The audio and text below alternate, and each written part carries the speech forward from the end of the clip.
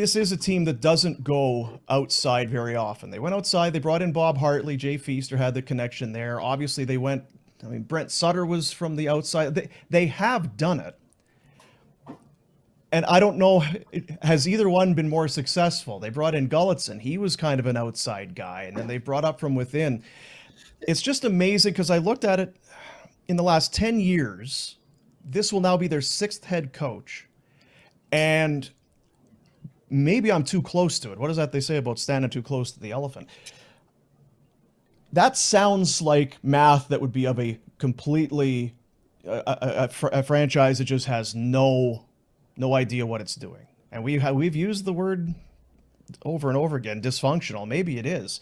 6 coaches in 10 years. That's not the earmark of a team that has its shit together.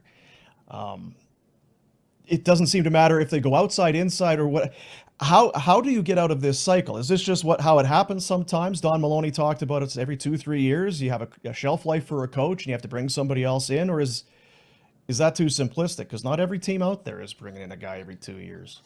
Yeah, I was gonna say it's a little too simplistic, and I think if you were to chop Don Maloney's head off yesterday and replay that press conference with the president or GM of 25 other teams, you'd get all the same goddamn buzzwords of new voice and this and that. It's not at some point you have to get it right.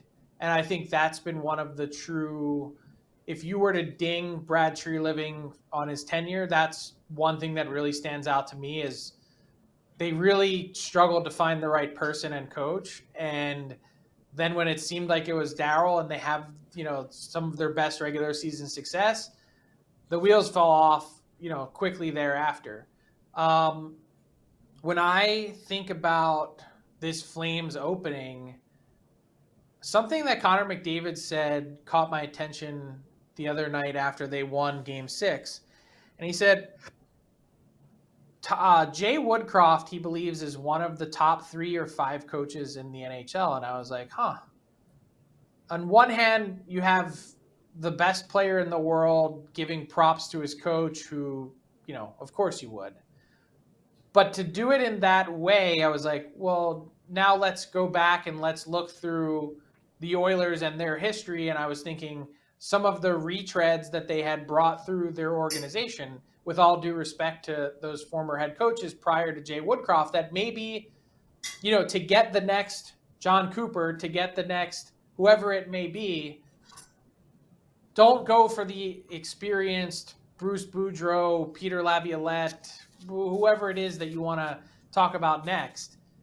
Go for the guy that is younger, different, hasn't had a shot before. This is the time to try something new. And you might say, well, because it's from within, it's not exactly new. And I would say, you don't know that yet. So that would be my commentary on the coaching position and Mitch Love. I'd be very surprised if at the end of the day, this job doesn't go to Mitch Love.